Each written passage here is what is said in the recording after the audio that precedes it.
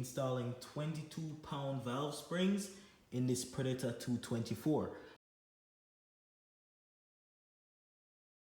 All you'll need to do this is the valve springs that you're going to be putting in, obviously, and some feeler gauges, and you will need an 8mm to take off this valve cover, and you'll need a 14 and a 10 to remove the rocker arms. So let's begin.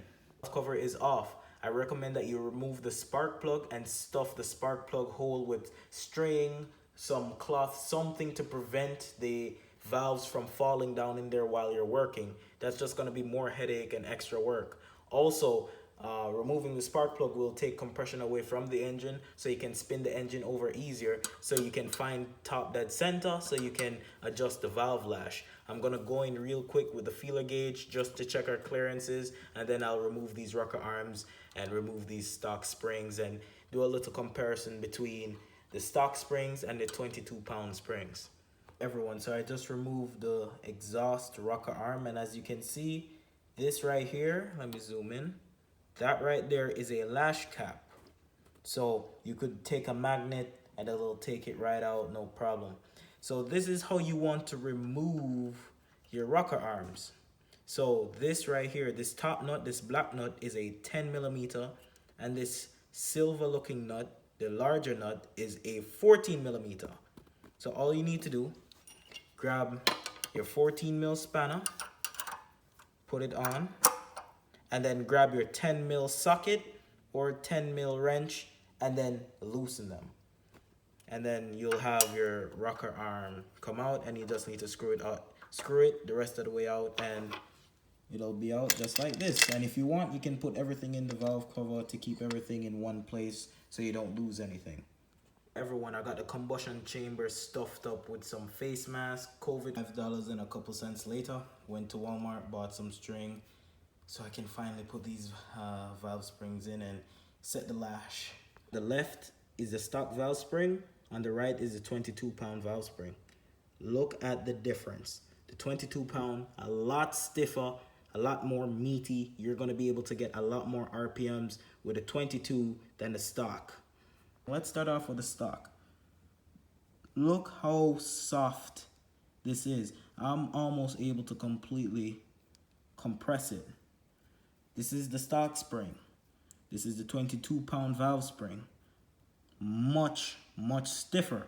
So I would recommend you go for the 22-pound springs, especially if you do intend on putting a cam in your engine. This 224 currently has the stock cam. I do intend on upgrading the cam later down the road. You can buy 18-pound springs. I just recommend you skip the 18-pound and go for the 22-pound springs. Highly recommended. It's just a better buy in the end. So just get the 22 pounds and skip the 18. Install the 22-pound valve springs. Now, these use more or less the same retainer caps that the old ones used.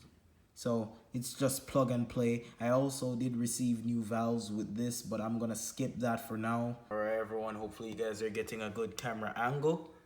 So I'm gonna show you guys how to install these springs. So you're gonna take the actual valve spring, and you're gonna take this. This is the retaining cap. So it's as simple as ensuring that you push in the string first, alright?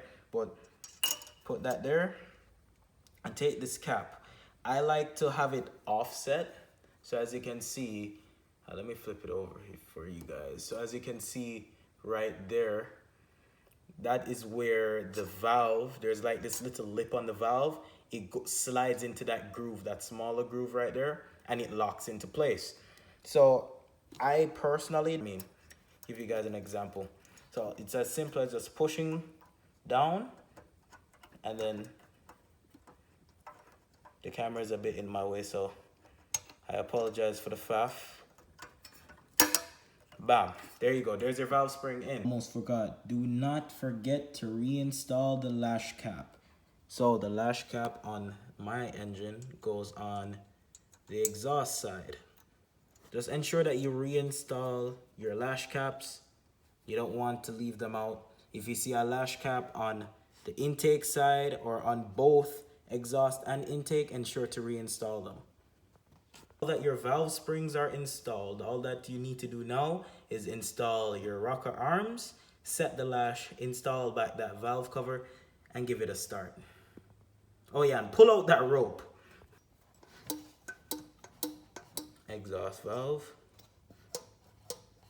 intake valve. When doing your valve lash, you'll need a feeler gauge, and it needs to be at 0.003. So you'll put it in between the rocker arm and the valve spring there and move it around. Feeler gauge, move it around, right? Does it feel too tight, too loose? If it's too tight, then you need to back off.